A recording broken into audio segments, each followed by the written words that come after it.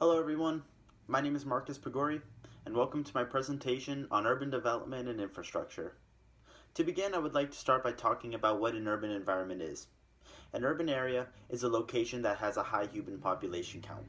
Most of the time, an area that consists of more than 2,500 people would be considered urban. Some examples of urban developments are cities, suburbs, and towns. Since 2009, more people in the United States have lived in urban environments versus living in rural areas. The primary reason of this is because of the advancements in technology. An increase in technology means an increase in development, and an increase in development means an increase in population. That's why in 2014, more than 3.9 billion people lived in urbanized environments.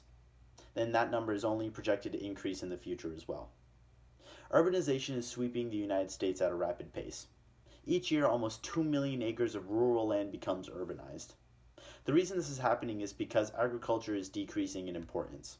This also goes back to the increase in technology, which is what is causing this decrease in agricultural demand. To continue, I would like to shift the attention to what makes up urban developments, which is infrastructure. All of the services, utilities, buildings, and companies that are part of a city or a town make up that area's infrastructure. Some examples of sectors that are included within urban infrastructures include transportation, health, education, and justice. There are dozens of more sectors that play into infrastructure as well. All of the parts that contribute to an area's infrastructure allow it to function the way it does. For the next part of this presentation, I would like to discuss one of the urban communities that is here in Southwest Florida. This area is Collier County. Personally, I've always had a connection to Collier County since I've been living here since 2008. The beauty and lifestyle that is included within it are unmatched. I watched the Untold Story documentary on Collier County by WGCU and learned so much on how it was developed. The main figure that made it all happen was Mr. Baron Collier. He purchased a huge portion of land that is known as present-day Lee and Collier County back in the early 1900s.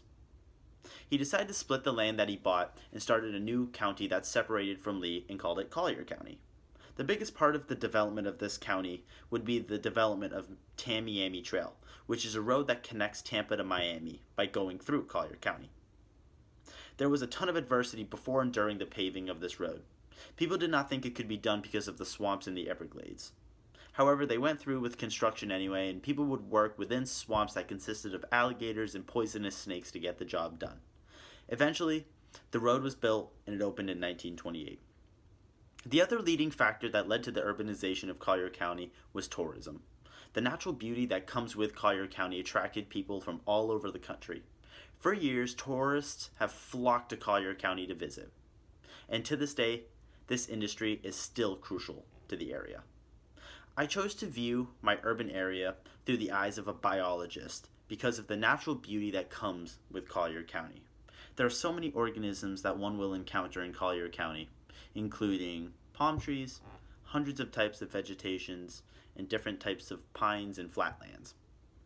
There are also many animals, including fish and birds, that one will encounter in Collier County. Some fish that are commonly found within the Gulf of Mexico include snook, tarpon, redfish, and trout. Meanwhile, there are thousands of birds that you could find in the Everglades, but a couple that come to mind are herons, falcons, ibis, and hawks. For the last part of this video, I'd like to discuss the two videos that I selected from the list of 7 that our professor provided us on Canvas. The first video that I found the most interesting was how we get our drinking water. And the reason that I found this the most interesting was because it was a good refresher on how we actually get our drinking water and where it comes from and the types of bacteria and contaminants that can be within our drinking water if it's not filtered and processed the right way.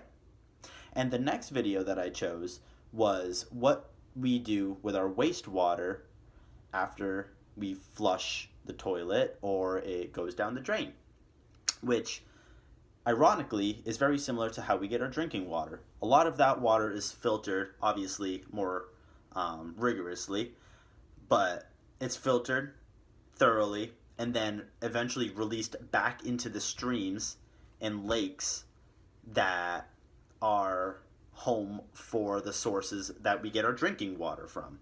So odds are, ironically, we have drank our wastewater at one point.